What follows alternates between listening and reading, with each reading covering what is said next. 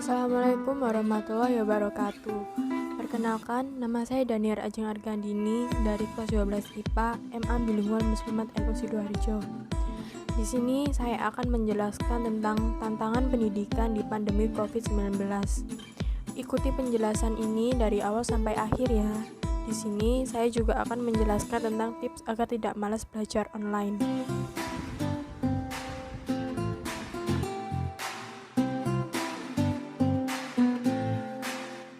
Menurut kalian sendiri, tantangan pendidikan apa sih yang kita hadapi di pandemi COVID-19 saat ini? Berikut penjelasan tentang tantangan pendidikan di pandemi COVID-19. Merdeka Belajar bermakna memberikan kesempatan belajar secara bebas dan nyaman kepada siswa untuk belajar dengan tenang, santai, dan gembira, tanpa stres dan tekanan. Dengan memperhatikan bakat alami yang mereka punyai tanpa memaksa mereka mempelajari atau menguasai suatu bidang pengetahuan di luar hobi dan kemampuan mereka. Dengan demikian, masing-masing mereka tumbuh dan berkembang sesuai potensi dan kemampuannya. Namun, adanya pandemi COVID-19 telah merubah wajah dunia pendidikan secara cepat dan drastis. Hal ini tentunya memerlukan respon yang cepat dari pemerintah, pihak sekolah, maupun orang tua. Merdeka Belajar merupakan terobosan inovatif yang tetap perlu diimplementasikan meskipun pada situasi pandemi, tanpa menimbulkan resiko kesehatan bagi siswa, guru, tenaga pendidikan, keluarga, dan masyarakat.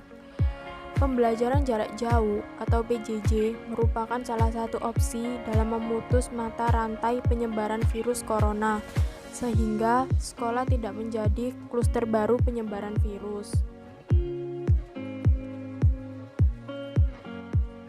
Perlibatan teknologi informasi dan komunikasi merupakan hal mutlak yang diperlukan untuk memfasilitasi PJJ. Namun, dengan adanya latar belakang sosial ekonomi masyarakat, tentunya tidak setiap keluarga mempunyai perangkat maupun sumber daya yang memadai untuk mengikuti PJJ. Pembelajaran secara online harusnya mendorong siswa menjadi kreatif, mengakses lebih ilmu pengetahuan, serta menghasilkan karya. Tetapi, banyak faktor yang menghambat terlaksananya aktivitas pembelajaran daring ini. Di antaranya, 1. Penguasaan teknologi yang masih rendah. Harus diakui, tidak semua guru menguasai teknologi, terutama guru generasi 80-an. Yang pada masa mereka menggunakan teknologi belum begitu tampak. Keadaan hampir sama juga dialami oleh para siswa. Tidak semua siswa terbiasa menggunakan teknologi dalam kehidupan sehari-hari. 2. Jaringan internet. Pembelajaran online tidak lepas dari penggunaan jaringan internet.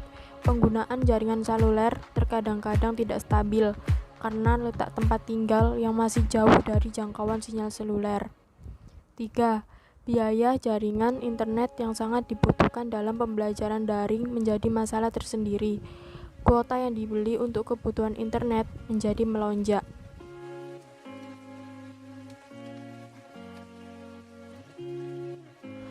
Dapat dilihat, kesenjangan ini ada pada perbedaan kecepatan internet di berbagai daerah. Orang-orang di pusat kota sering menikmati internet yang jauh lebih cepat dibanding dengan mereka yang tinggal di daerah yang kurang berkembang. Tidak hanya kecepatan internet saja yang berperan dalam pembelajaran online, guru pun juga berperan di dalamnya.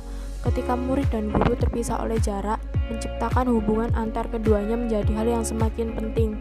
Hubungan seorang murid dan guru harus saling menguntungkan dan memanfaatkan keadaan seperti ini dengan baik. Murid harus bisa mengerjakan tugas tepat waktu, sedangkan guru memberikan tugas secukupnya kepada murid. Orang tua juga memiliki peran penting di dalamnya, karena pembelajaran online yang dilakukan di rumah tetap harus ada pengawasan. Orang tua dapat mengoptimalkan grup WA kelas yang sudah terhubung dengan wali kelas dan guru mata pelajaran untuk berkomunikasi secara intensif.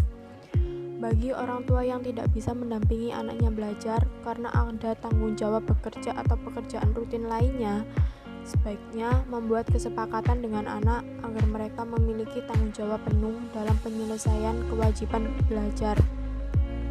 Setelah selesai bekerja dan mengerjakan urusan rutin lainnya, Maka selanjutnya, orang tua dapat membangun komunikasi positif dengan menanyakan perkembangan belajar kepada anaknya. Hal ini juga menjadi motivasi bagi anak-anak, karena mereka menyadari bahwa orang tua selalu hadir untuk mendampingi mereka, agar anak dapat belajar di rumah dengan baik dan penuh konsentrasi. Orang tua diharapkan menyediakan lingkungan belajar yang nyaman dan jauh dari gangguan-gangguan. Nah, buat kalian yang merasa belajar online adalah tantangan, di sini saya juga akan memberikan tips agar tidak malas belajar online. 1. Komunikasi dengan pengajar dan teman belajar.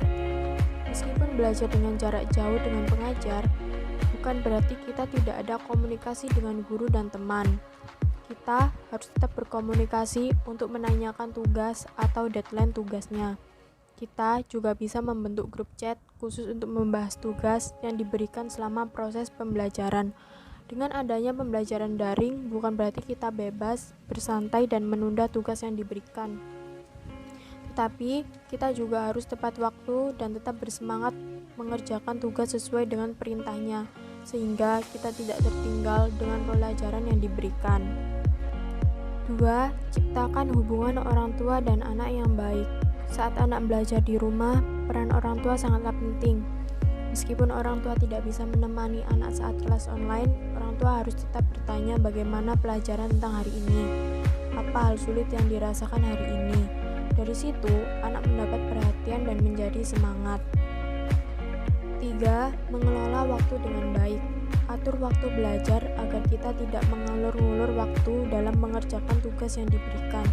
Lebih mudahnya lagi, susun rencana atau agenda kegiatan. 4. Buat suasana yang menyenangkan dan nyaman. Kenyamanan memang faktor penting bikin mood belajar jadi bagus. Suasana yang tenang bikin konsentrasi gak mudah pecah. Kita bisa menyerap pelajaran dengan cepat, karena selama belajar online, kita hanya bertatapan via ponsel atau laptop. Kondisi dan suasana rumah yang nyaman akan membantu kita memahami pelajaran. 5. Istirahat yang cukup.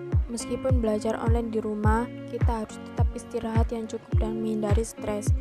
Terlebih lagi, dalam keadaan seperti ini, istirahat yang cukup sangat penting agar kesehatan tetap terjaga. Belajar online kadang membuat kita capek dengan tantangannya. Oleh karena itu, kita semua tentunya harus senantiasa berdoa semoga masa pandemi ini segera berakhir. Karena bagaimanapun, pembelajaran yang tidak dilakukan di sekolah berpotensi menurunkan capaian belajar siswa, ancaman putus sekolah, dan dampak negatif lainnya. Diperlukan kerjasama secara menyeluruh dari semua pihak untuk memastikan setiap anak dapat terus belajar dengan sehat dan selamat di masa pandemi ini. Sekian penjelasan dari saya. Mohon maaf apabila ada kesalahan. Terima kasih. Wassalamualaikum warahmatullahi wabarakatuh.